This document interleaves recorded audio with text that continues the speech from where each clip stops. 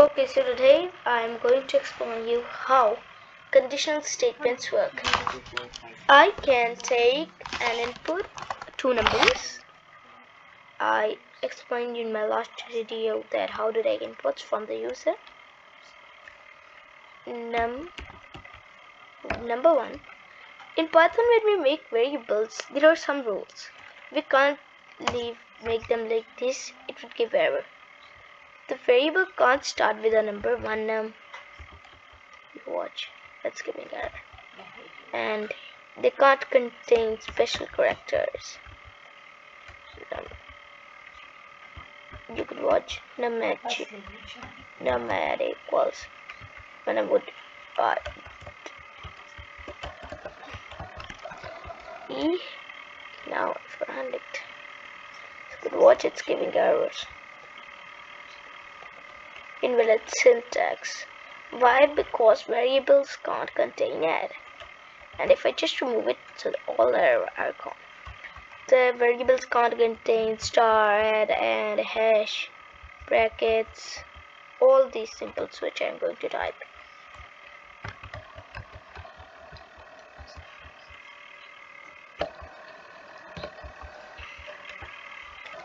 These all symbols.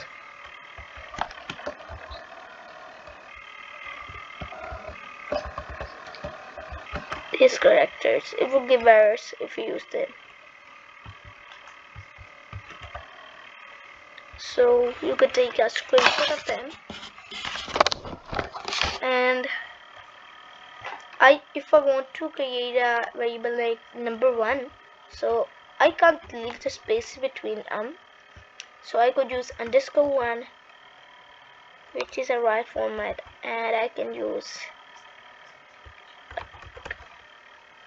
I have to create a variable num1, so I could use snake case, that the second letter would be bigger, and that would equals to integer input. I'm taking an integer input, and in input I would write enter first number,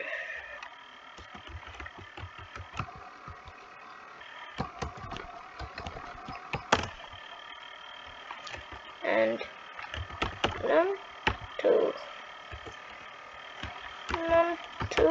equals int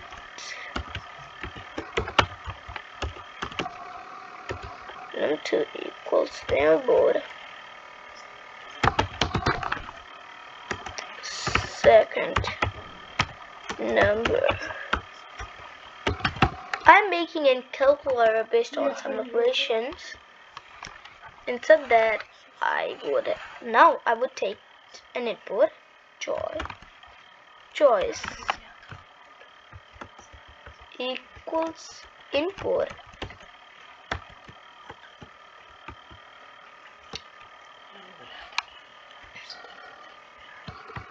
enter plus for addition and backslash n 2 4. You can use one coding 1 2 for subtraction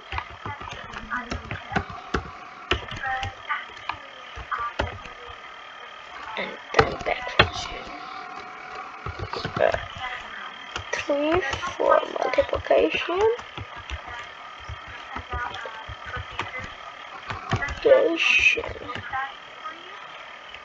backslash n, enter 4 division, and this is I'm taking it from the user. Now I would check what my conditional statement if choice is equals to I'm taking a string. You watch, I've not converted it into integer.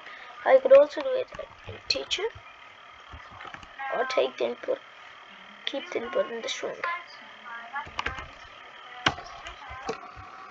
If choice equals, then I could just write one, and I could then print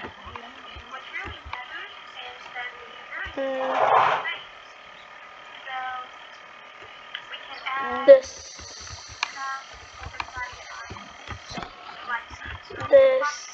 sum of,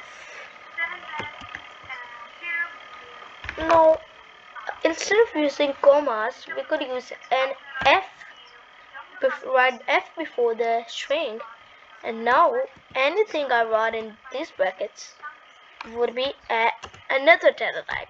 Like, I could also make another string inside it, and I could also write boolean data types.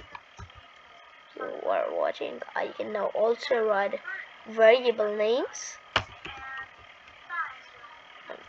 You could watch, so it's giving no error.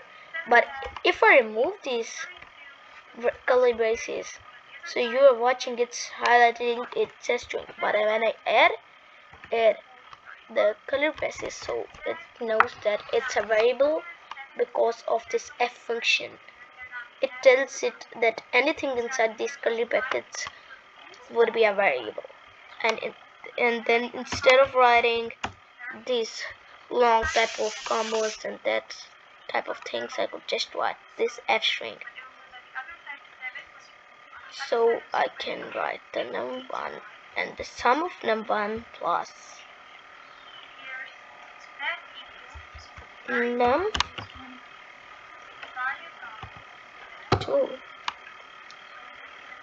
is equals to, I can also perform some operations inside it, like I'm just performing now a simple operation. This, I'm printing just the sum of it, and now the first one I would write every time, I would write if, but the next time I would write elif. To make no Python, that if this choice isn't inside it, so do this and go. If the choice is in this, so don't perform these operations inside elif1, skip them. And if I write if and the number was also 1 and also 2, okay, so if I write elif num2 equals 5 and the num2 was also 5 and the choice was also 1, so it would also perform this operation.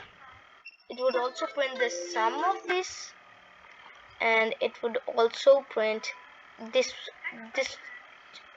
this one. So it, instead of stopping them, I would try to make them not do the Python yet. So I would like this, and I would print it the subtraction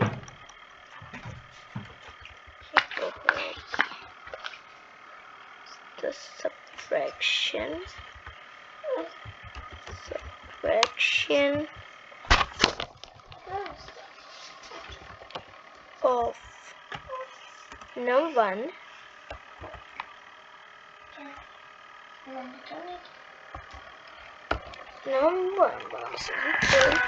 is equals to num1 minus num2, and that's how I would make multiplication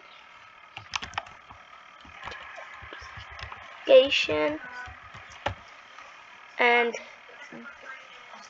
division.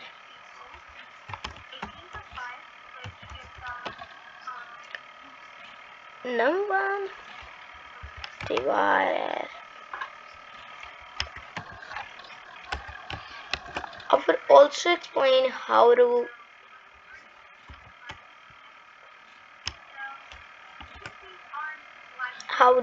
handle errors, like reducing error if it comes, and how to handle these types of error. I would also explain that in another video, but not this one. And this, and there's after my every condition, like the user can be just entered 1, 2, 3 or 4 operations. So my everything is done. I could use an else statement at the end to tell the user that you are not choosing the right thing, so please choose the right one. And I could also just print error. And now if I run my code, so it would be a simple calculator. You could watch. It would take me an input, and first number I would enter 5, second number 3, enter 1 for addition, 2 for subtraction. I don't add a space in there, and 2 for subtraction, and a 3 for multiplication, and 4 for division. So I could write 2. The subtraction of 5 minus 3 equals 2.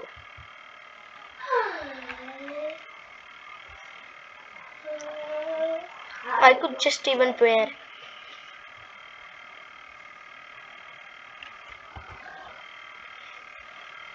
this thing. It's easy to make and understand. And it's just now printing just same type of thing doing. Now watch. I would write some picker number 568. It was my speaker. And if I did subtraction addition, so it would print 45686 plus 534. My values is equals to 534584662. So this is our simple calculator. This was our project, and I will give you a practice questions in description. There would be 2, and try to solve them and keep practicing, and we would meet next.